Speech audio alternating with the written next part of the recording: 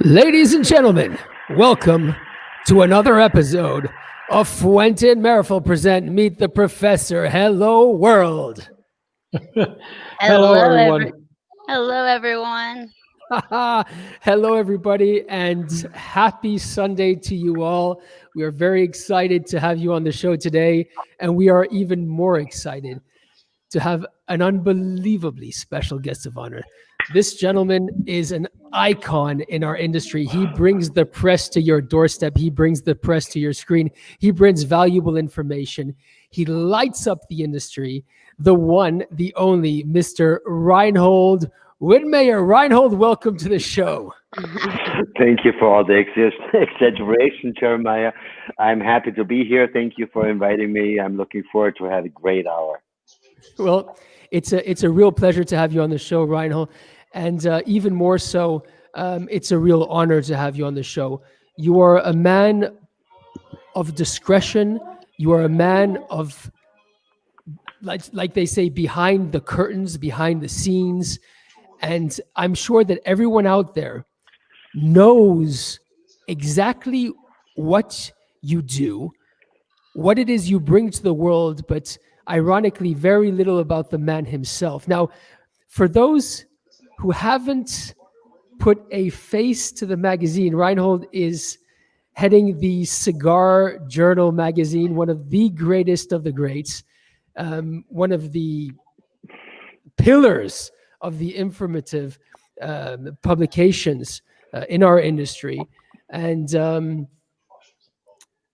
now that you've put the face to the magazine, Reinhold, why don't you tell us a little bit about who you are? Who is this mysterious man who's hiding behind this unbelievably known and popular and, praised magazine? Show us your face. Thank you, Jeremiah. There's no mystery behind me. I'm a writer. I'm a journalist. I like to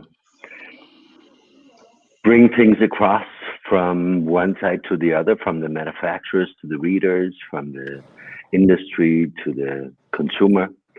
That's what I love. That's what I always did. And I might say we are pretty successful in doing that.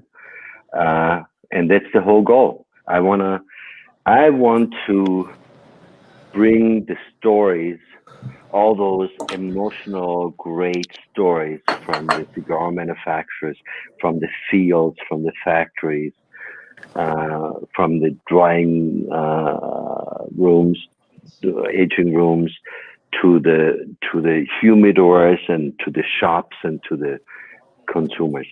That's what we do. I'm proud to do that. I'm happy to do that. I enjoy doing that. And this is really who I am. And by the way, I'm roughly 60 years old. I have my a big huge cigar background over decades. I love cigars. I love all the people in the cigar industry. I love the camaraderie in the cigar industry. I love the cigar culture. I love the cigar community. I love you all guys. We're all one. Carlito always says that, and I just love being part of it. That's it. Well, look who's Absolutely. here. El Papo del Hey, Humo El himself. Papo, Carlito. So good to see you. Hey, good evening to you, Reinhold. I'm just listening, and that side about being a mystery man, I don't know that side of Reinhold. I want to get to know that mystery man side that Jeremiah talks about. I guess he lives closer to you, and he's got more of an opportunity. But what I can say is a man with a huge heart, a man that, aside from his talent and his intelligence, a man with ultimate integrity and a friend to the entire world of cigars. A friend, someone who's respected, who's admired, and has loved. And it's not because of his magazine. It's that over the years, people have come to really know who the true Reinhold is. And who wouldn't love a human being like that? It's a great man, and I welcome you to meet the professor and wish you have a wonderful show, and we're able to share some stories. And that's what this program's about. It's about sharing the love. It's about telling life stories and sharing who we are, so that other people who are far away and unfortunately during this time of pandemic are able to reach out to us, or we could reach out to them and give them a virtual hug. Lots of love, my brother, and enjoy the show. Thank you very much, Carlito. I can see You said it. I could not add anything. Yeah. I can see the professor is itching there. He wants to talk. Professor. No, listen, it's an honor for us to have Reinhold. I mean, Jeremiah, Carlito, and me have known Reinhold for many years. But let's go a little bit about history. So you started in 1979 as a journalist, as a freelancer for German newspapers, and later in Austria. Tell us a little bit about the beginnings of you as a journalist. Okay. As long as I can remember, and that was past my short time of being a musician, I've been a journalist. That was my second choice. I chose that because being a musician is very hard. Very few people make it at that profession, and I just saw that being in an orchestra is probably not as rewarding or satisfying as I thought it would be. Then later I switched to jazz, which is even harder than the classical music. Anyway, I decided to become a journalist, and I did that probably in 1979. And ever since, I've been writing for newspapers, always was a freelance, loved to be as a freelance. And I was writing for political magazines, economic magazines, and then later on for radio stations. I did a lot of radio work. And then later on became what you call, I don't know, tobacco journalist. I just loved to write for about tobacco and for tobacco magazines, and I did so later on in my career, and I'm really glad to have had the choice of working with Cigar Journal, which I'm more or less heading now. And it's a great magazine. We have great authors, great writers, and we Carlito said that at the beginning, we try to be true. We try to paint the picture as it is, with no, it's an exciting story itself. It doesn't need to. We don't have to need to add anything. It's so exciting for itself. It's a great thing. Reinhold, do you remember? Because you're not that old. Carlito and I are much older than you. No, Do you it's only a few remember? days. Yeah. Do you remember your first cigar? I really do. I really do.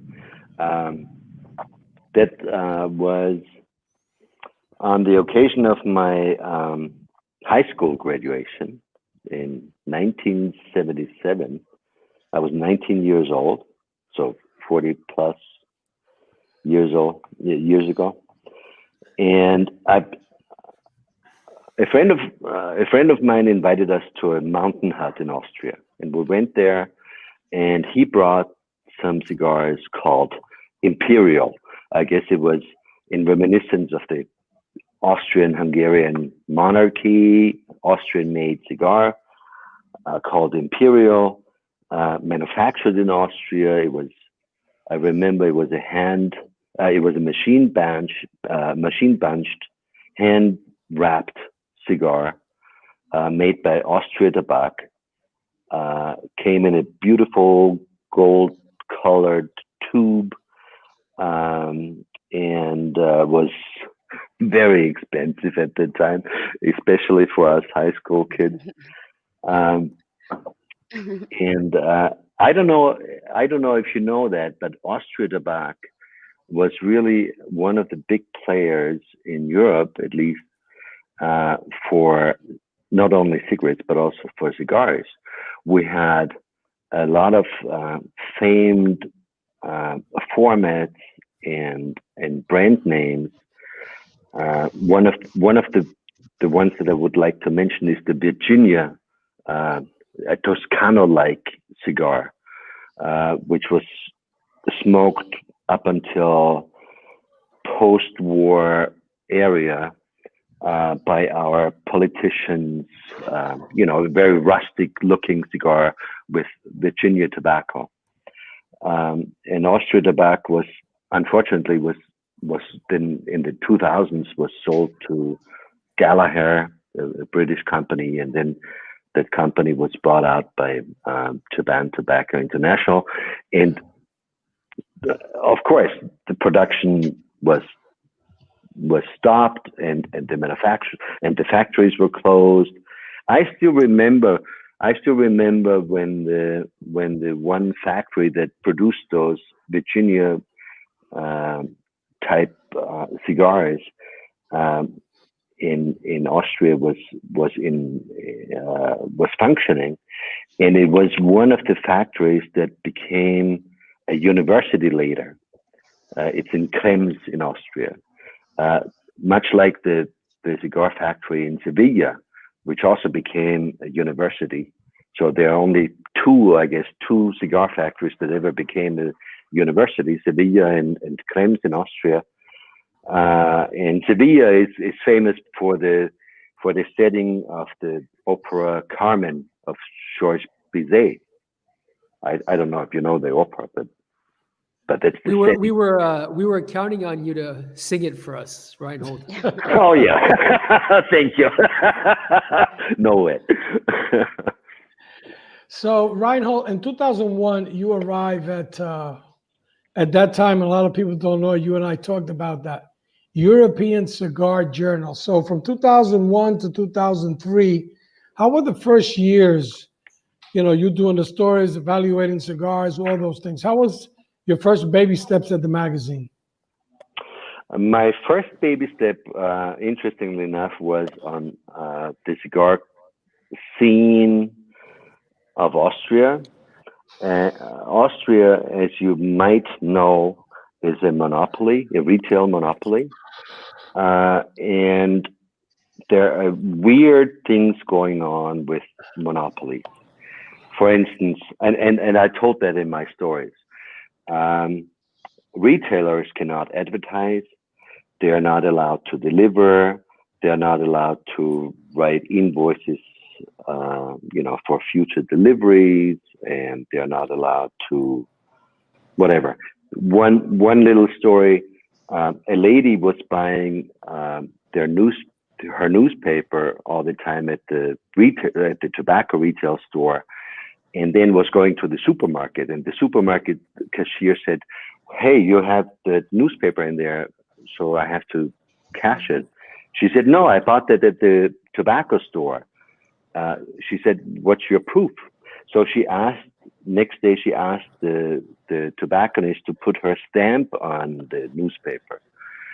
And that was illegal advertising for the monopoly organization. Things like that. It's really weird.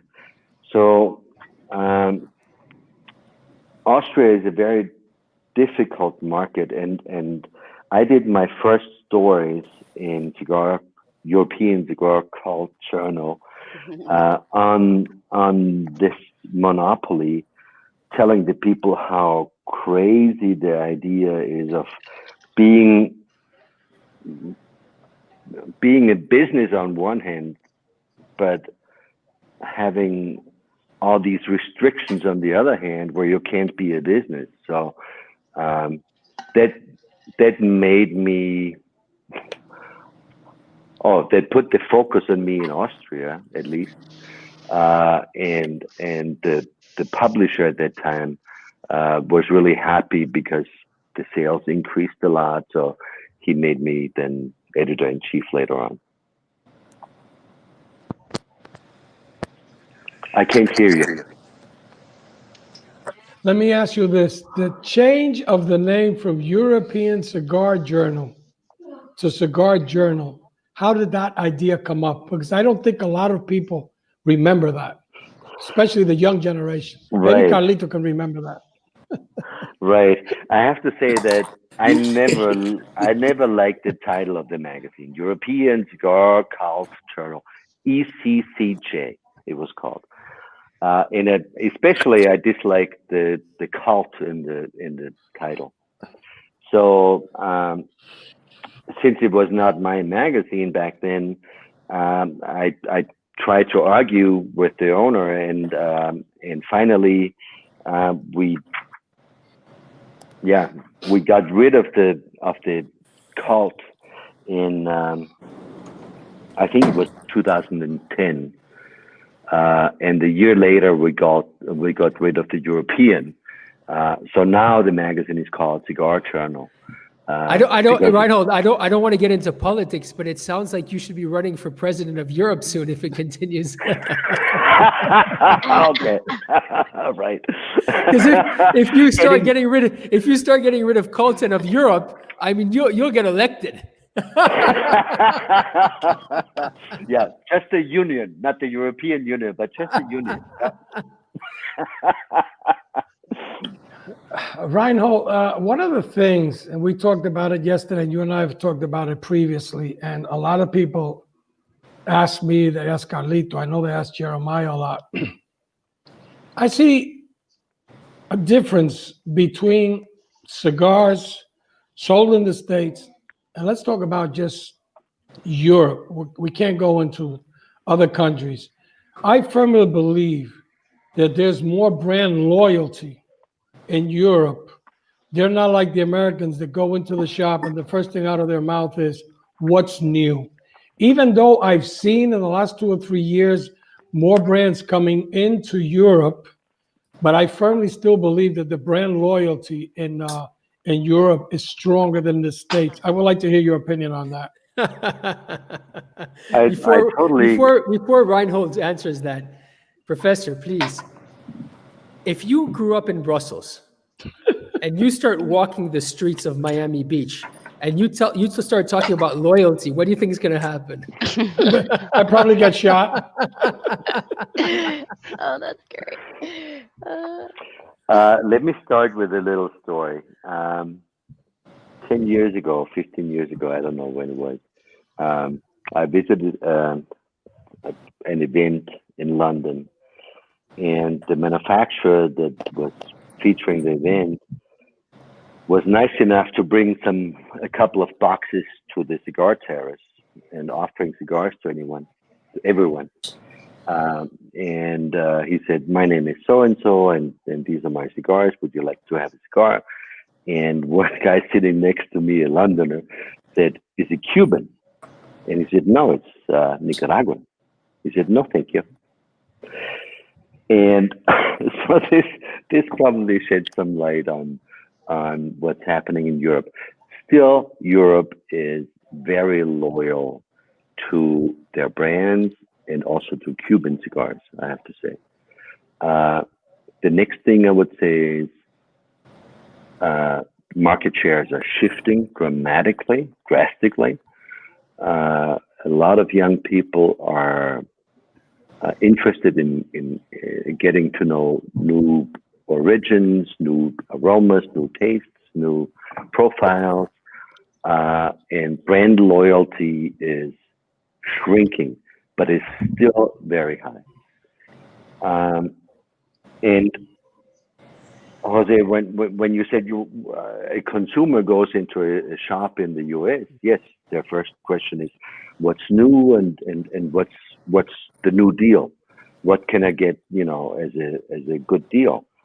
A European customer will go in the shop and say, "Are my favorite Cubans brand XYZ back in the store because they haven't been able to ship those for the past 6 months? Do I get them now?" Another thing that's different is rarely do Europeans buy in boxes. Americans buy boxes. In Europe, they buy single cigars. So a big difference also is because when I talk about deals, there are no deals usually in Europe because prices are regulated in most of the countries. And you also have to take into consideration that the distribution companies play a big role in Europe. They don't play as much as a role in the US. When a distributor in Europe decides, "Well, I'm not going to take this line or this size or this format of a cigar into our portfolio," what can the consumer do? I mean, I've seen distributors that only take one line and 3 formats from one manufacturer, and the manufacturer has 7 different lines with 50 different vitolas. You're not represented in Europe as much as you should be, but that's the deal. That's how Europe works. It's a very fragmented market with different laws. In one country, the taxes are paid by weight. In the other country, they're paid by stick. It's a very fragmented market, and you cannot see Europe as one big market. It's not. I totally agree with you, Reinhold. If I have permission to say something and add to it. Of course you do. You just mentioned, you very eloquently answered the reasons why, and those reasons are so true. But one thing that I have observed, or from my experience in life, it's not as long as Jose Blanco's, obviously. Decades younger. This conversation nobody's done that. It's after the show or before the show. But this is not going to end well. No. But anyway, one thing that I've observed, there's no question that Europe has always been the initiative, the leaders in fashion and clothing, in automobiles and styling and everything. But the United States of America has always been the one that sets the new trends or breaks the tradition. And it was the same exact way during my grandfather's time. If you smoked bearings, you were a bearing smoker. You bought a box of bearings every week, and there was no way that you would enjoy another cigar. The same thing with Perfecto Garcia, the same thing with the Cuesta Rey, with an Optimo, with a Nate Chapman, a Mantra Crystals, the way it was. But with information coming in and the embargo, we got to be totally honest. The embargo gave manufacturers outside of the island of Cuba an opportunity to be available where other cigars were not. And after a while, people start getting adjusted to the taste. And I compare it very much to the wine business, and it's happening in Europe. And the consumer is the winner, because now they don't only have to drink a wine from a chateau in France who is charging an arm and a leg. They are learning, and they're aware that some very good wines made right in Austria. There's great wines all throughout Germany, through Spain, through Italy, through Austria, through Argentina. And I'm not even going to mention Napa, because American wines were only served in carafes in my days in the 70s. They didn't have the prestige to bring in money as far as a wine list and a bottle. And today we know how that has changed. And who's the winner? The consumer. And that's what your prestigious magazine has done. It's brought reality to the reader. It's gives them a platform to open their mind and make a decision, not what people tell them they have to do or their peers, for them to see and experience all the different tastes, the dimensions of all the beautiful things in life. Because I know it's been said so many times, but it comes to my mind now. And because I'm not a man of many words, it's, the rise is the spice of life. So who wins? The consumer wins. And today, the world, those boundaries, those walls that then let communities cross from one neighborhood to another, those walls have been knocked down through social media, through programs like yours, and what's going on with all these virtual events and everything. People are starting to learn that there's another world out there. And yes, of course, the old timers like me are very reluctant to change. We don't like to change because we're afraid. We're afraid of the new. We're afraid of the young generations that are coming in and are pushing us out. So we don't want change, but change is inevitable. Yes, I'm absolutely. so glad. I'm sorry, Melanie. Just one sentence. I'm so glad you mentioned that. The winner is the consumer, because the more variety you're able to get, the more experiences you might have in the future. The absolute winner is the consumer. No question about that. And this is the tendency in Europe, as I see it, that the younger generation is more interested in all the tastes that are out there, and not just stick to whatever they had in their marketplace. Yeah, you're right. The young generation is excited to find out how fast they could go. And Yeah. my generation is looking, which is the most comfortable sofa that I can sit down on and be able to stand up after when I have to stand up without any help. So you're actually right. The world has changed, and it continues to change. And I really believe for the best to everyone, especially the consumer. Yeah.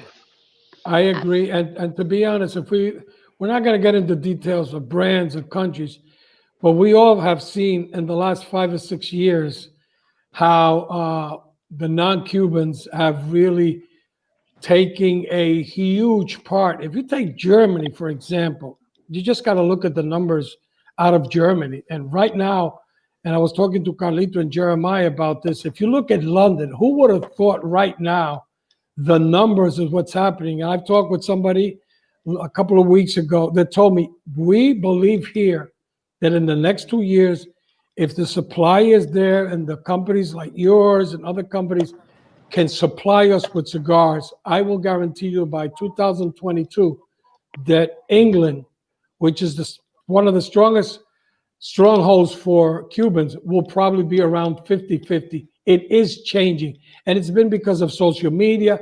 It's because of the young generation. It's because of what the magazines are bringing to it. It's been because we've all been traveling. They're seeing a face which, unfortunately, they don't see from that island any face, because there is no face. So they're interacting with people. They want to take their picture with Carlito, with Jeremiah, sometimes with me, sometimes.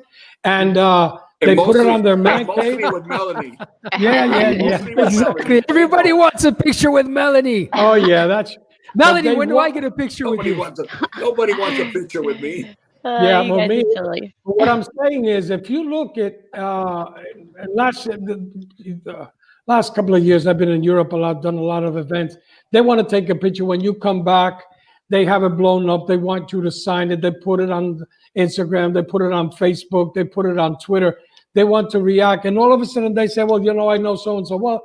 And I tell them, "Yeah, of course you did. You shake the hand. You bought a box of cigars or whatever it is."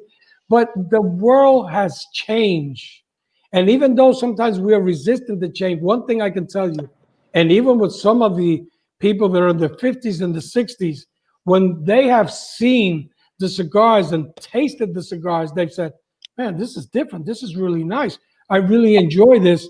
And I'm not paying $30 or 30 euros for this cigar when I can get a good Dominican or Nicaraguan cigar for 10 or 12 euro that's going to satisfy me. So that's what I have seen, especially in Europe in the last 2 or 3 years.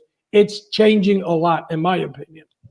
I like how you Jose, mentioned. Professor, what's even more, excuse me, Melanie, what's even more interesting is that I understand people go out there and say, yeah, there's a $10, $15 cigar, which might be just as good as a $30 cigar from Cuba. But what intrigues me and what blows my mind is that the Dominican Republic and Nicaragua have managed, and other places have managed to produce cigars where they're selling at $30, $40, $50 more expensive than any Cuban brand.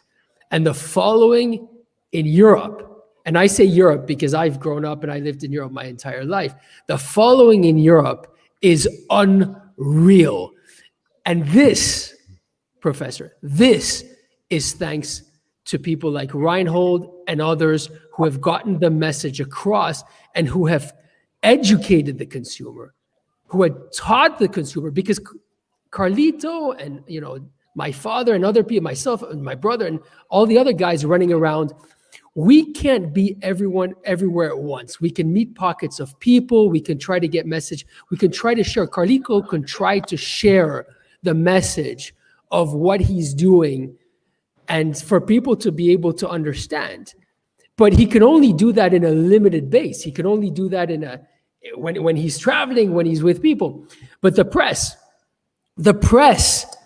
have, excuse my language, but this is broadcasted out of Switzerland, so the press has put their balls on the table, and they have gone out and they have finally yelled the truth. They have explained to people the differences. They have showed people the realities of what factories such as Carlitos are able to offer the world. They have brought back to the consumers what had created Cuba to be a myth. They have brought back to the consumers what the consumers were dreaming of for the past 50 or 60 years. And this is what is so incredible. Reinhold, please comment on this. I would agree with you partially, or most of it. Don't get me wrong. Don't forget, Jeremiah. Don't forget where he lives. I know where he lives. I like Cuban cigars. Everybody does. We all do, but that's not what we're talking about. Right. We're not talking about what's better or Reinhold, worse. Before you continue, please, I won't continue to speak because I'm just anxious to hear. You have so much information, but I was weaned on Cuban tobacco.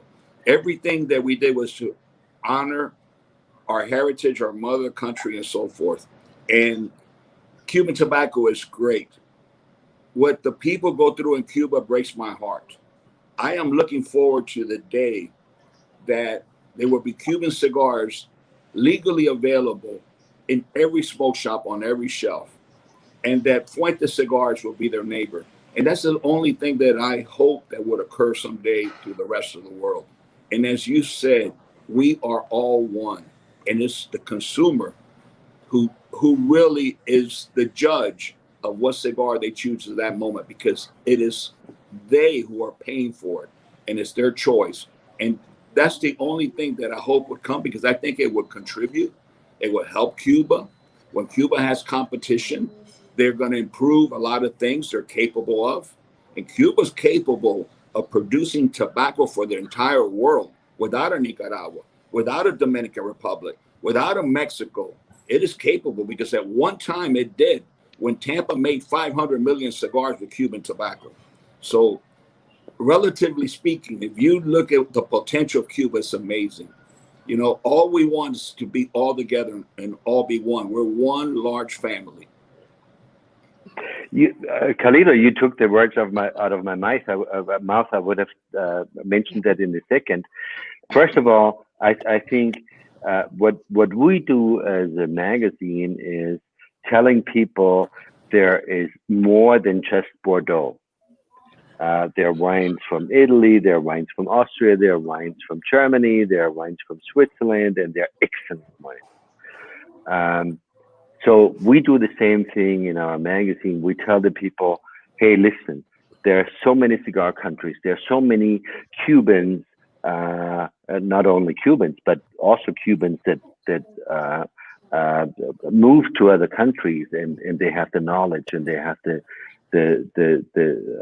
expertise, and other countries have the pretty much same conditions, weather-wise, climate-wise, with the tobacco, and basically it comes down to the knowledge of the people, though.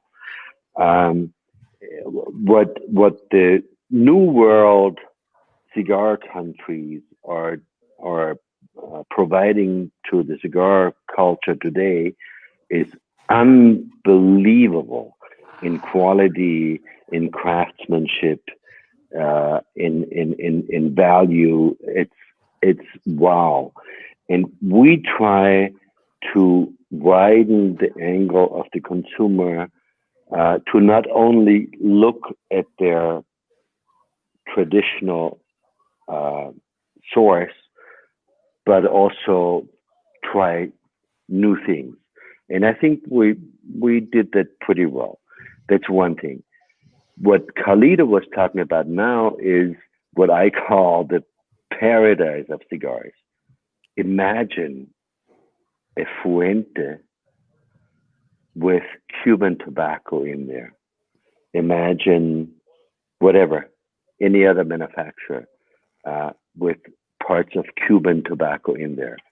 Imagine the manufacturers, those great companies in the Dominican, in Nicaragua, in Honduras, in wherever, being able to produce tobacco and or cigars in Cuba. That would be paradise. So what we need is Cuba opening up to the world and to the world of cigars, and looking forward to a situation where Cuba is one of the great cigar countries of the world. And no doubt, the conditions are perfect there. The know-how is still there, although a lot of people emigrated. But it would be a dream of myself to ever see one of those great manufacturers that are now not in Cuba to compete with the Cubans themselves, and that would enhance the cigar experience for us consumers a lot. Wow. Amen. Amen. Listen, it's true, and I've had the privilege to be there.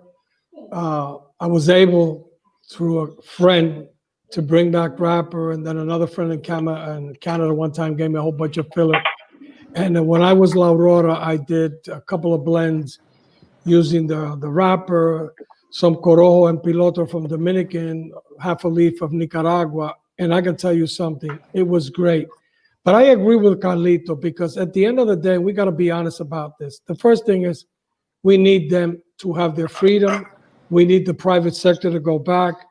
We need people who own a lot of things to come back. Because at the end of the day, when you look at a master roller making $15 a month, and our rollers, a lot of people say, well, it's not a lot of money making $700, $800, $1,000, $1,200, $1,500 a month. Some rollers making $2,000 a month that do specialties. And you say, like, what the hell? Because let's be honest, it's not about Cuba or Dominican or Honduras. It's about the people. You cannot have a successful company or a successful country if you don't have the people happy, motivated, getting fed, kids going to school. All that we have to take in consideration. So it's a dream. I hope that in my lifetime I will see it, and I hope Carlito will see it. Jeremiah will probably see it. But that is a dream that we would all love to see.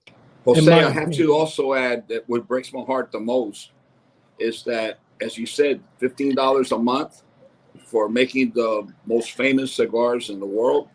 Yet you walk right to the factory as a visitor or a tourist, and you go to the cigar store or the factory, and you pay $20 or 20 euros for the same cigar that a cigar maker makes $15 a month.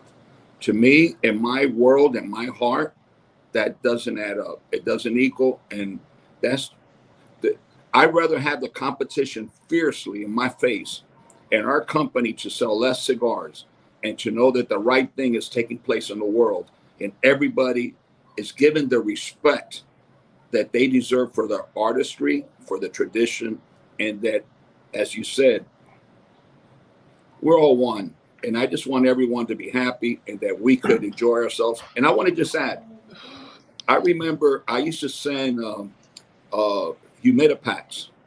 Today they call them boa. Before they were humidipacks. And we were the first company to use them in cigar boxes. I believe very much that humidity and changes of humidity affects a cigar, its taste, and the essential oils. We were the first. And I remember that through my goddaughter, Silvia Sanchez, La doctora. La doctora, who is niece of Celia Sanchez, one of Fidel Castro's closest comrades, as they say. She was very close to Alejandro Robaina, and she used to go visit him all the time. And I used to send him humidipacks. He would ask for that so he could put it in his box and keep his cigars fresh. And a couple of times I spoke to him over the phone. Now, remember, I have been doctrinated, I want to use the word doctrinated, educated, born and raised in the United States of America. I come from a community, which you all know, of the Cubans who left Cuba. And I spoke to Don Alejandro several times. And when I heard his voice, when I heard his accent, I got the chills. I got the chills because I was speaking to my grandfather. Oye, mijo, gracias. What a humble, simple man. And I realized that's when I realized we're all one. We're all one. And I just wanted to be able to be there and give this man a hug. I was never able to, never met him in life. But I have the highest respect for people like that who have dedicated and given their life, not to have a luxury or something that so many people in the developed world strive for, but just to be able to produce the best tobacco in the world. Absolutely. Reinhold, let me ask you, because I could be mistaken, and you could correct me if I am. You know, when you're 70, you have breakfast at 8. Somebody asks you at 9, did you have breakfast? You don't remember.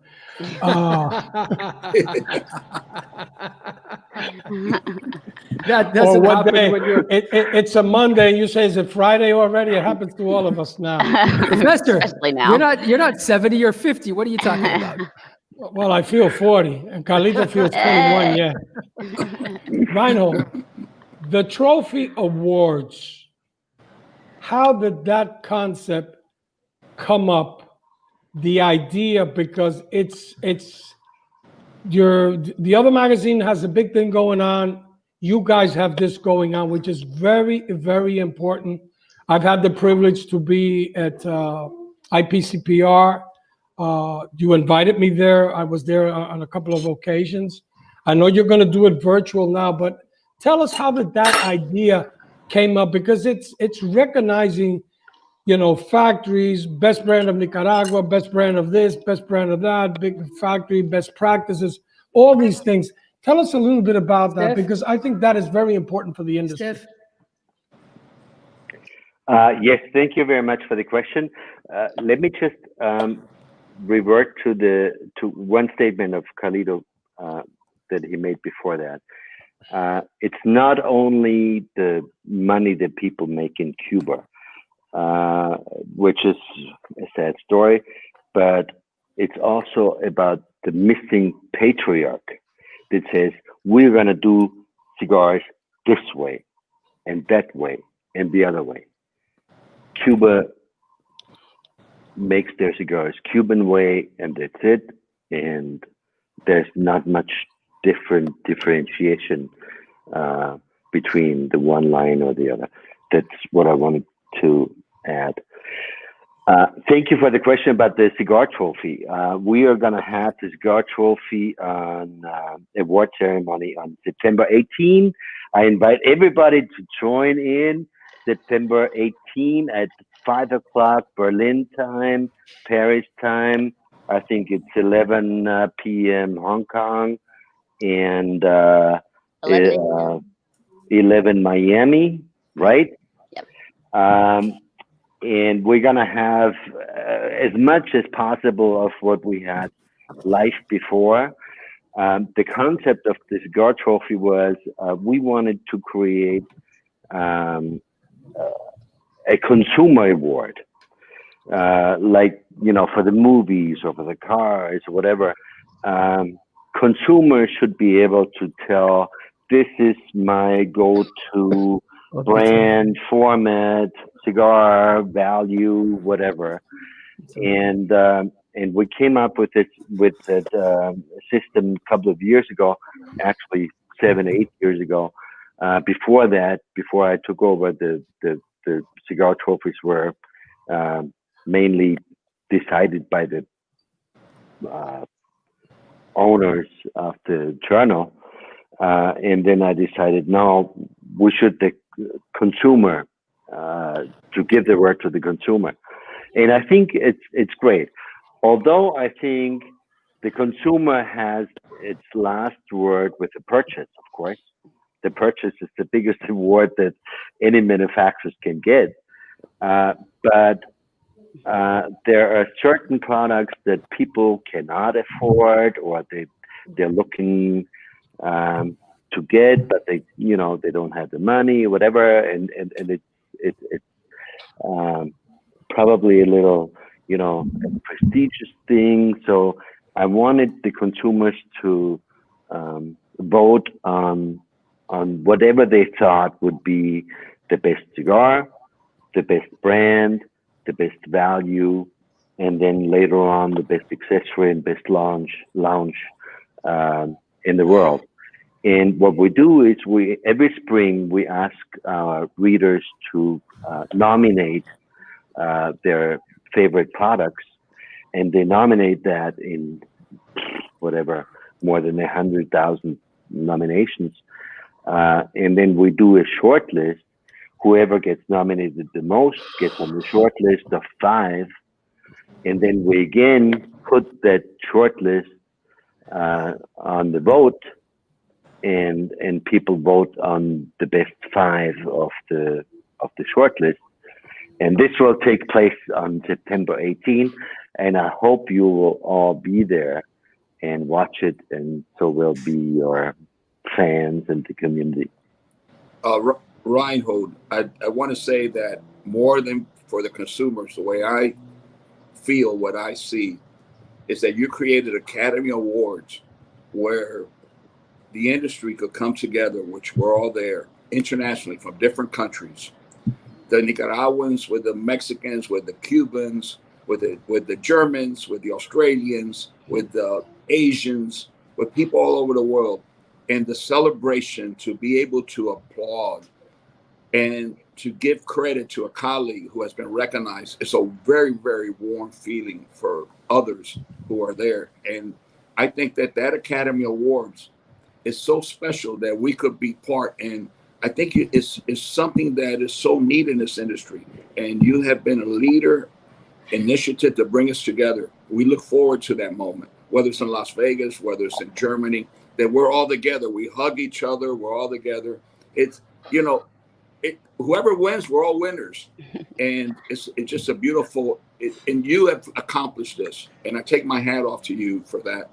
It's just a great feeling to be there. You know, everybody wants to win, but like the Academy Awards, is not everybody wins every year, but we're all winners because it's one large family.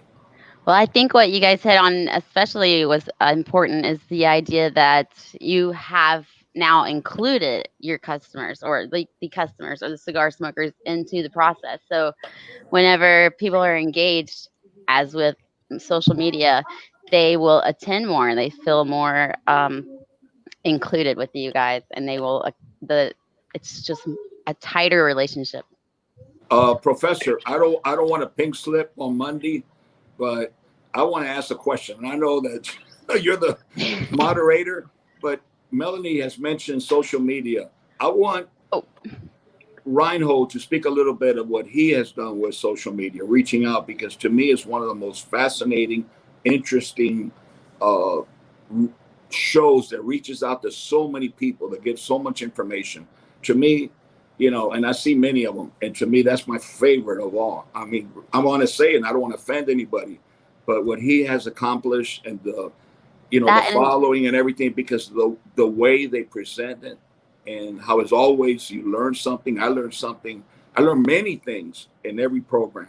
I'd like for him to speak a little bit, give us information. When does it take place? How could people join in, and how could they learn the way I learn every week? Well, thank you, Carlito, for mentioning that. Again, Cigar Trophy Awards, Friday, 18th of September, 2 p.m. Miami time, 5 p.m. Paris, Berlin time, 11 p.m. Hong Kong time. Everybody can join in on Facebook and Instagram. We're going to have a little Zoom meeting just with the nominees, which is closed to the public, but the public can watch on social media. Let me talk about social media. In those past 6 months, I think I could not have survived without social media.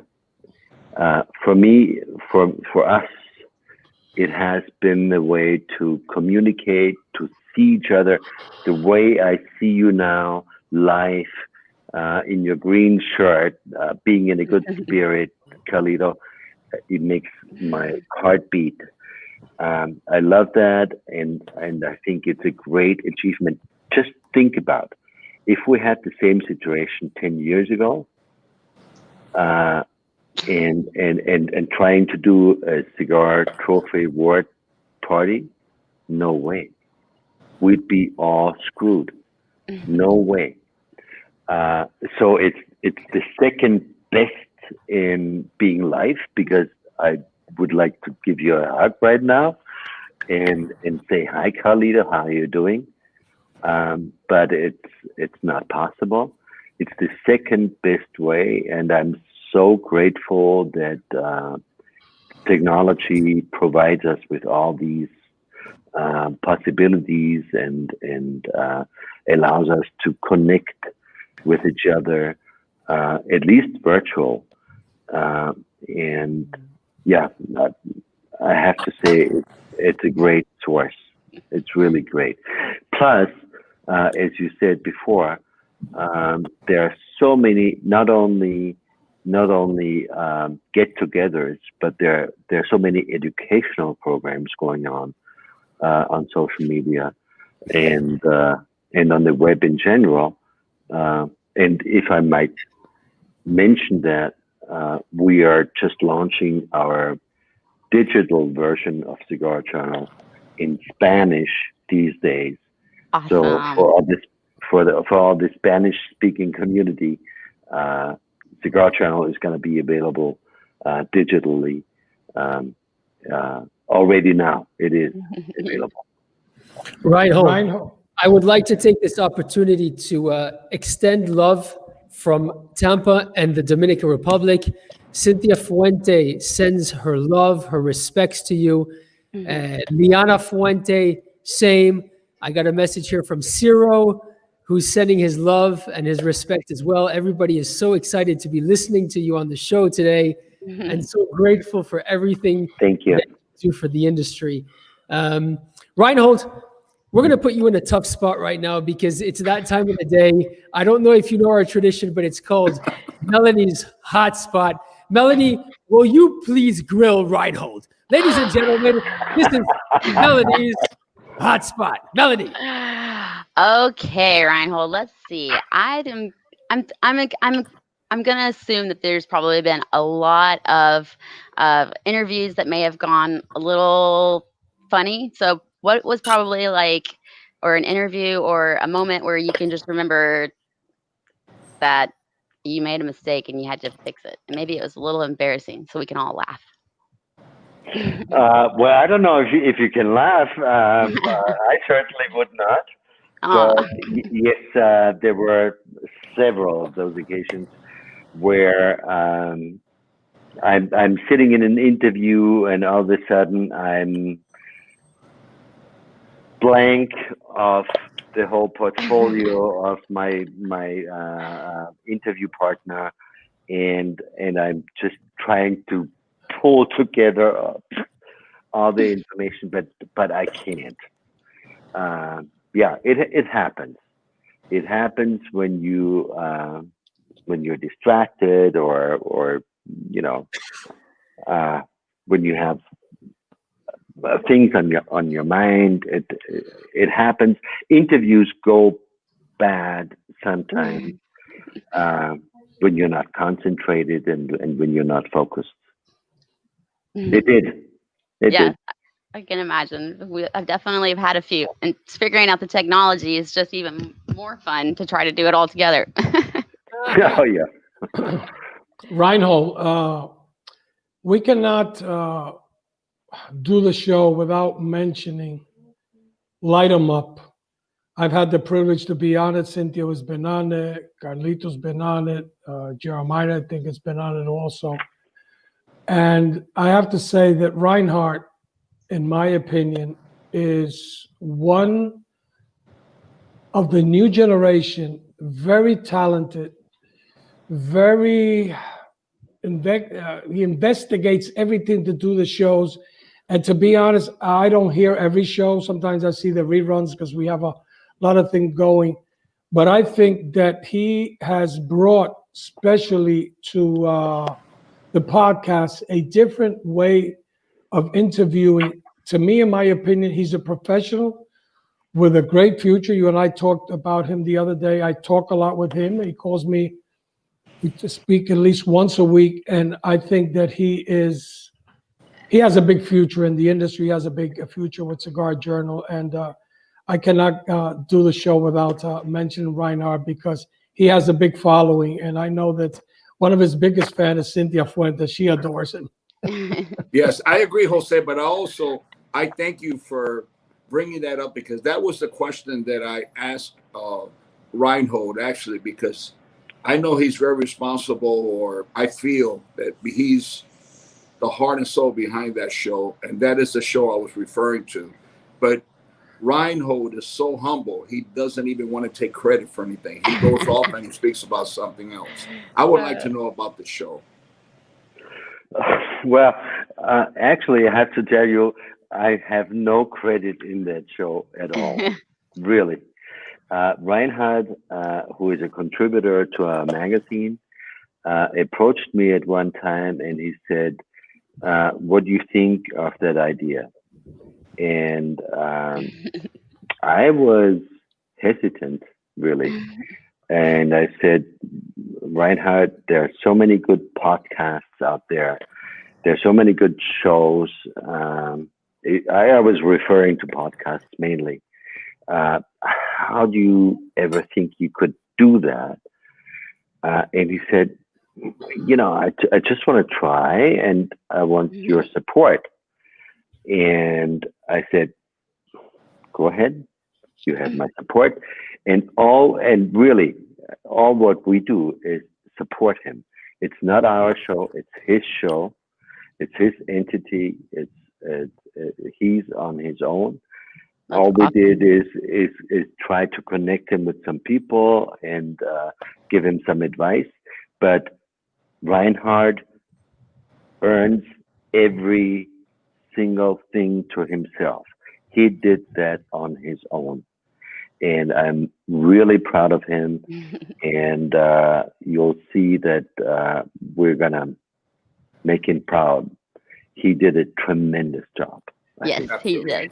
And he still does. But the way that he still reaches Oh out yeah. to his fans and talks to everybody and supports the other influencers and the other shows out there, he's a really awesome guy. And Well, Reinhard, he Cynthia does. loves him. Reinhard, He And if let me you're just say, and Cynthia loves him. And it has nothing is, to do that he's one of the most good-looking, handsome gentlemen on podcast. Reinhard, And that accent. if you're watching us, we send you our love, and we blow you all the kisses coming in from Carlito. Carlito, send him Yes. your love. Hold on a second. Mwah. There we go. And then the Lots of love, professor, hermano. and then obviously the most pleasant love of all. Melanie, please send your. There we Mwah. go. All right, all right. Back to you, Reinhold. But again, let me tell you that Reinhard did it all on himself. It was his concept, his show, his idea, and he convinced me just to promote him, and that's what we did. I feel Reinhold, like you guys have you're a very humble man. They say behind every man there's a great woman, but I think that behind this man there is another great man. Thank you there's a, Reinhold. He's a very humble man. I think there's a great team behind him because what I've found is that you have a lot of Cigar Journal contributors who are very passionate about bringing you good articles, information, and digital content. All right, there's Uh, Reinhardt. is Hello, my Reinhard there? brother. Reinhard, hello from all of us. We love you. Keep Yeah, the doing All kid great hasn't. right. work in behalf of Hi, the Reinhard. entire cigar And lovers world. let me add to Melanie's comment. I really want to say one thing. Our biggest asset in the journal is our great crew of staff that we have, including Reinhardt, including Katja Gnan, our editor-in-chief, including our writers from all over the world. I think that makes Cigar Journal a bit special and different from other magazines. Our writing staff is spread throughout the world. Sam Spur in the Asia Pacific region, Jorge Tapias for Cigar Journal Latin America, Javier in Spain, Guillaume in France, Nick in the UK, Simon in Sweden. I think for us to be spread out the way we are and having those great writers makes us a good magazine. That's what it is. And Reinhard is Absolutely. one of ours, and I'm very proud of him. Reinhold, Awesome. I know that a lot of countries have tried and they have already organizations like the CRA. I know you guys are fighting. Every country, like you say, it's different.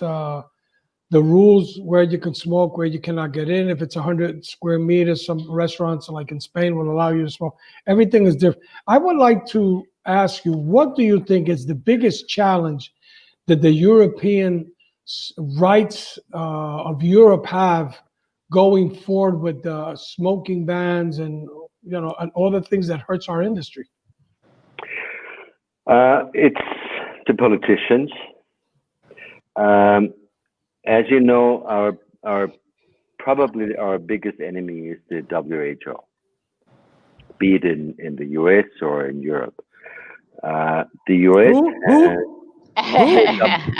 the WHO, the WHO. Who? Yes. Who?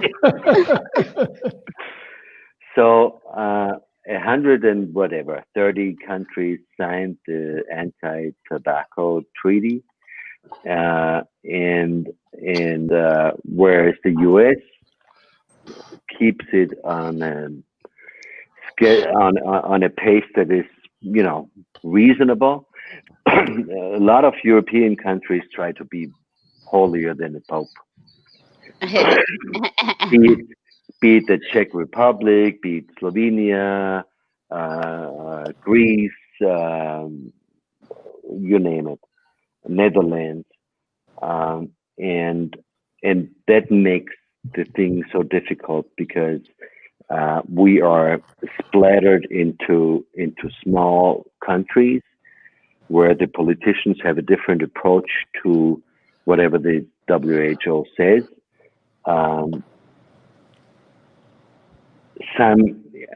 I'm afraid.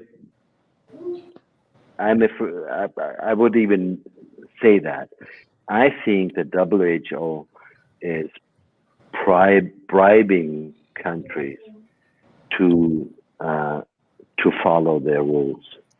I've heard that about Honduras, and I've heard that about other countries. I think the WHO is our biggest enemy, and so we have to fight the fight against our national politicians. Absolutely. In the US, it might be different, but in Europe, it's really a fight against the national congressional body. Right, Reinhold, we are all one. And again, you're absolutely right. And it's not the rest of the world, it's the United States also. It's the politicians, it's the ones sitting behind the desk that have no clue or any idea about the craftsmanship, about the tradition, That's what it about is. the lifestyle, about who is the consumer of a premium handmade cigar. It's so sad, and it's so destructive for progress and to doing the right thing for humanity. And this could be a topic for another show, but this has to be a show that's censored from all U.S. politicians and politicians around the world, because I don't want my passport to be taken away, or I don't want to get arrested in every airport. But I have an opinion, and I support what you say. And you're just much more quieter than I am, because I've lived it through blood, sweat, and tears. The things that we faced in the United States with the government and CRA, and the little experience that I have being exposed to the bureaucracy of government. But I tell you one thing, there's also good people out there. There are people who are logical, and there are good politicians out there. And fortunately for us in the United States, there are people who have common sense. And I'm sure in the rest of the world, I think that the only way that we're going to achieve that opinion of those that have common sense is that we all unite as one. Consumers, manufacturers, growers, and even people who don't enjoy a cigar, but believe in the freedom of choice, to have the right to enjoy a product that is legal among your peers, or at any given moment that doesn't affect someone else who's not in favor of it. And I think that we can accomplish all that with good common sense. And that is one of the struggles that we're facing now. And it's very, very important that everyone continues to bring this up, that we all have to unite. We have to be one voice. When you think about how many people enjoy a premium cigar, or enjoy the right to go down with their Harley Davidson or motorcycle or the Honda, whatever it is, on any given Sunday, they want that right to do it as long as they don't hurt someone, a third party. And we only will achieve that if we all unite. And that is my goal in life, to be the voice as you are, to contribute to your voice, to unite us all as you have through all the things that you're doing, to continue to fight for everyone's right, not ours, but everyone's right. I agree with you 100%, Toledo. The thing is that in Europe especially, we have to unite as voters. Politicians have to realize that a small number, only 1.5 or 2%, are cigar smokers, but we need our rights as well just like people who like to drive their cars fast need their rights. They can go to a racetrack and indulge in their hobby. Where can we go? Yes. We need our lounges. We need our enclosed um, oasis where we can indulge in our hobby without bothering anyone. I totally accept more or less general smoking ban in restaurants or whatever. Although I have my doubts that politicians should involve in the rights of a proprietor of a restaurant, but okay, give it that you say, okay, in a restaurant you don't want smoke to be allowed, but we want restaurateurs, we want entrepreneurs to be able to provide lounges for us where we don't bother anyone else, and this is all we ask for. It's a minimal question, but this is what we need. I know we are a minority, but we don't want to interfere with the public. We just want our private places. You're absolutely right. You're absolutely right, Reinhold. But also, when you mention minority, I want to make a statement that I believe for many, many years, I've come to learn we are the most discriminated minority in the world. And as a minority who enjoys life, who enjoys the better things in life, and has respect for others, as you say, if you want to drive a car fast, I believe that you could go to a racetrack. You don't drive a car quickly or fast in a school zone. If not, you should be penalized. As that is what government is for. But we should have the option to be able to enjoy a cigar with regulations or whatever it is, that you have to have the right ventilation, the right whatever it is. But at least give us a choice or give us options how we accomplish that. And that has not been given to us. All the contrary, they're fighting for prohibition. And that is just not humanity. It is not the way educated or intelligent people get along in society. We all respect each other. The only thing we ask is to be respected as we respect others. Exactly right, Carlito. And just let me add one thing, and that is why every single cigar smoker, in my opinion, should engage in cigar rights, whatever, in their country, in their region, to get together and make their voices heard. That's very important. Absolutely. I think everybody agrees. And couldn't have said it better. Ladies and gentlemen, it's that time of the day to put a smile on everybody's face. We've listened to all the crap about regulation. We're all fed up. We need a break from it. Yeah. Don't go so fast. I'm just wishing that this program, it's just the beginning. I'm interested. Okay, good. Let's pay whatever penalty we have to pay and keep the show going for another hour. Exactly. But before we get there, it's that time of the day where Rich Myberg is going to give us the joke of the day. Rich, you are live. Can you hear me? Oh, yeah. We can this week. Hey, that's great.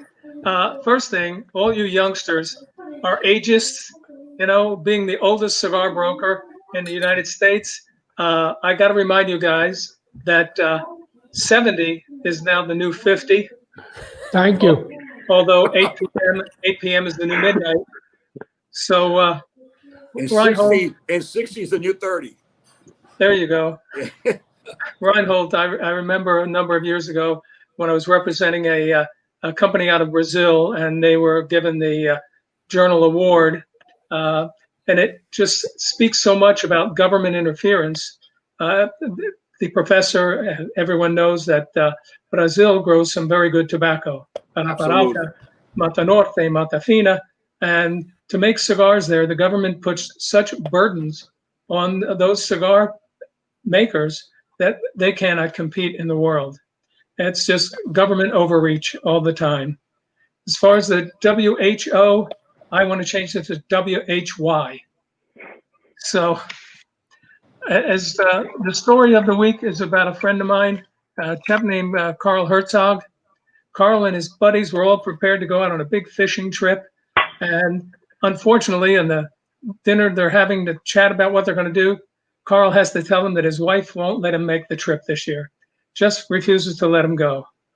So they tease them for about a week, and they finally show up at the fishing camp, and he's already there. He's sitting there with his fishing gear. He's got a bottle of wine. He's kicked back with a cigar. And they said, what did you have to do? Beg your wife? You had to ask her permission? How did you get here?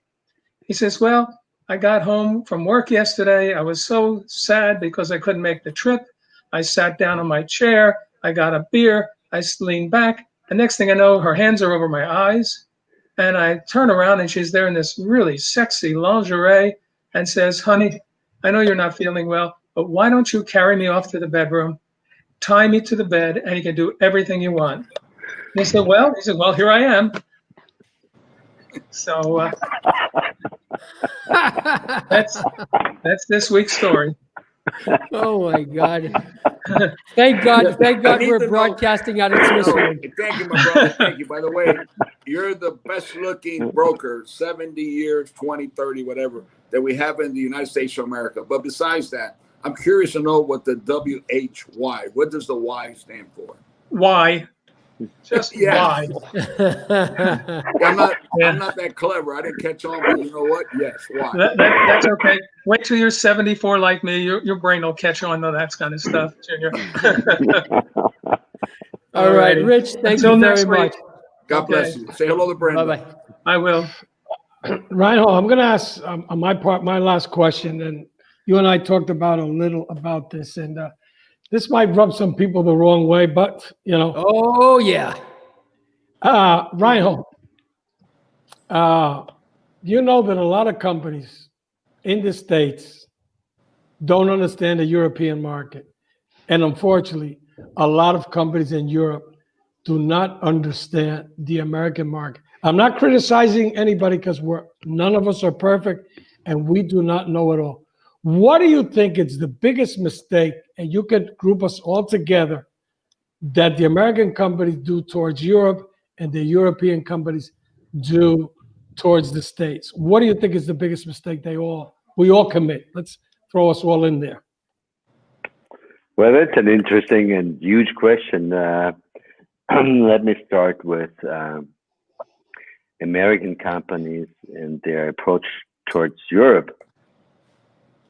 A lot of American companies do not realize that Europe is not a homogenized market. It's not one market. Europe is 27 different markets, 27 different, probably even languages, 27 different cultures, and very small markets. No, hold on. There's 27 cultures just in Belgium.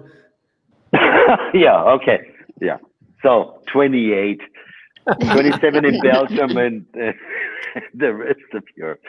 No, but you know what I'm trying to say. Europe is not one market. Europe is a conglomerate of different markets, and the cultures, the legislation in each region is so different that a company that tries to think, well, okay, now we're gonna conquer Europe. No, you're not.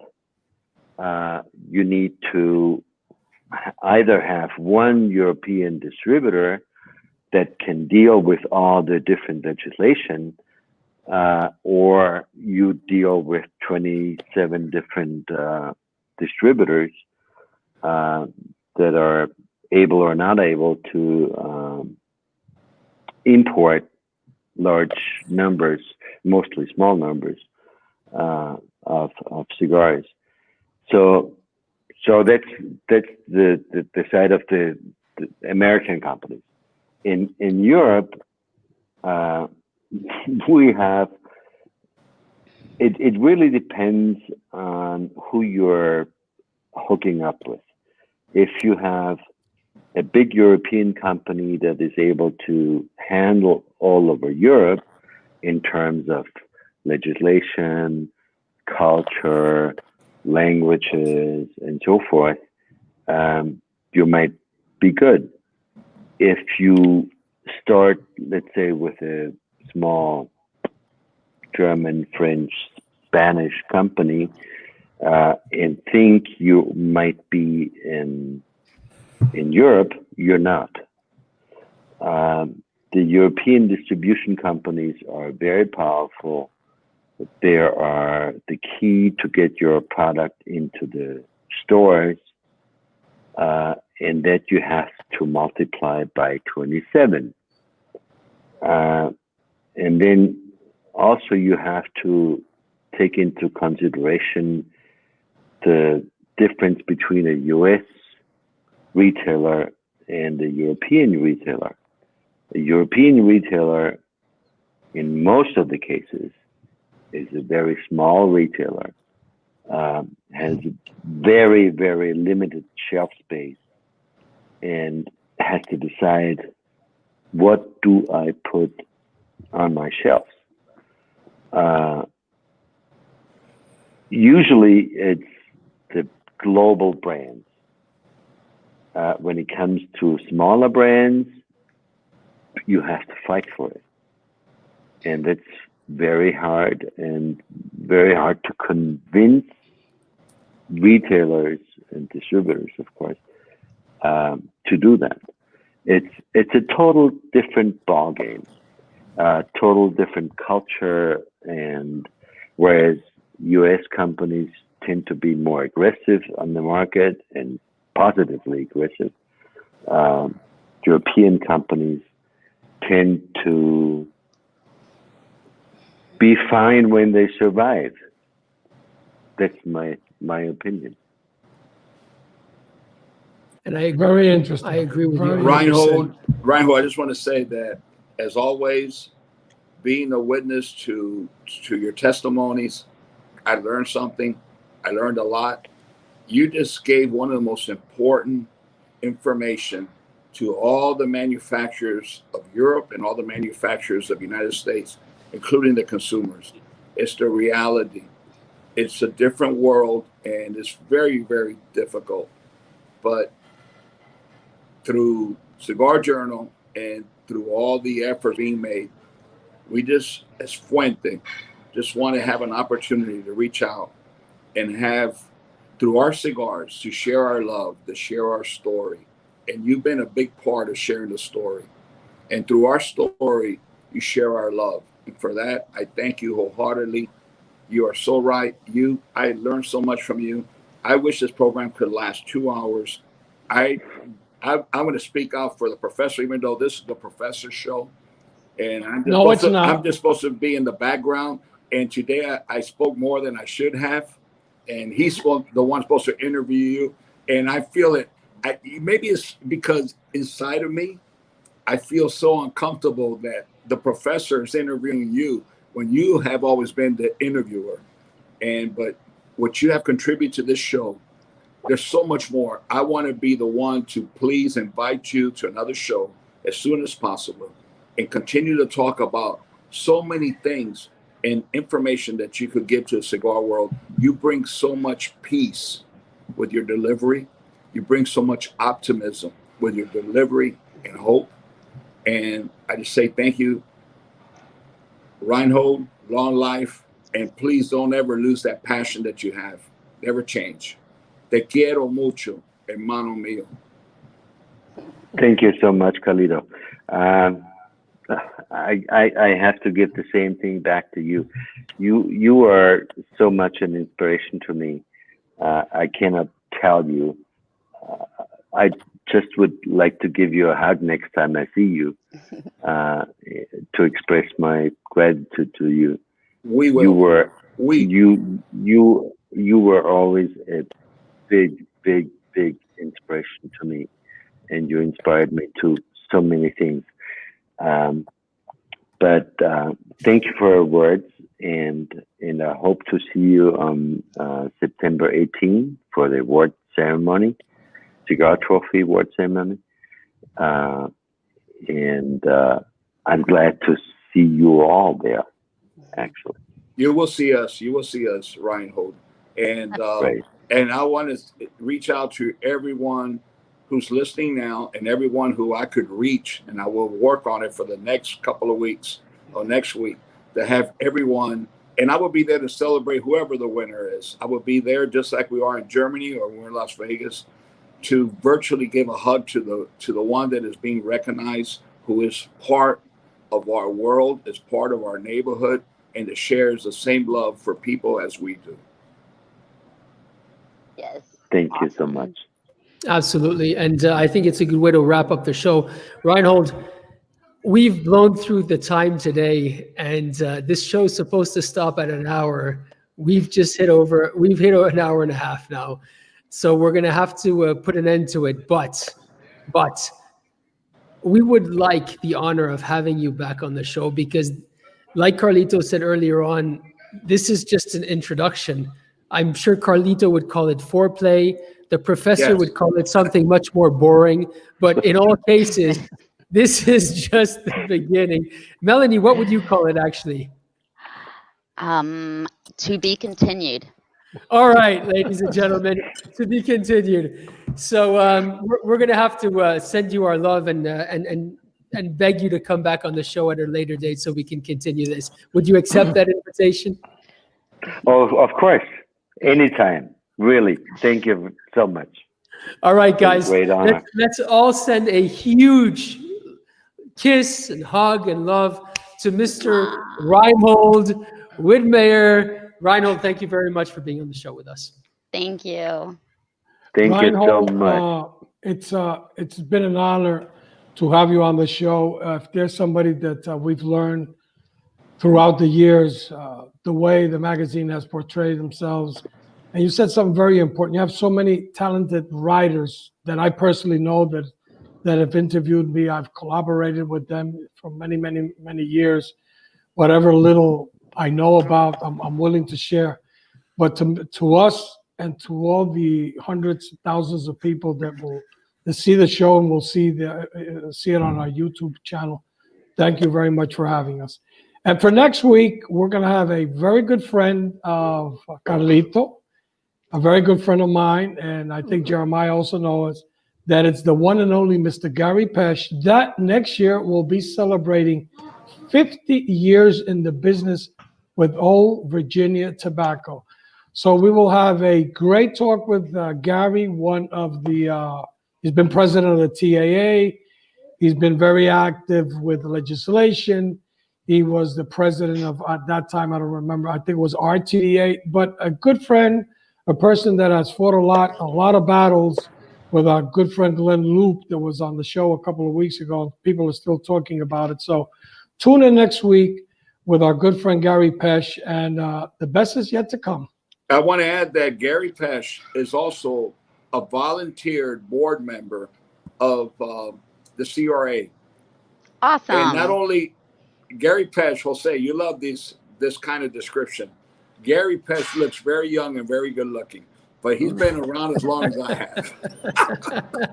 So I'm sure he's got a world of information about consumers, about retail, about the things that we're facing and how to unite all as one. It's going to be a very interesting show.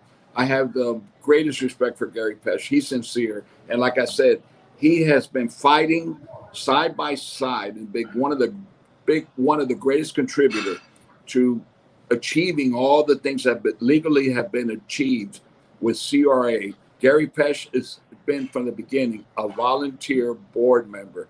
He flies to wherever we're at. He does whatever, and he's done it from his own pocket and everything. And that is the kind of people who really are committed to our world.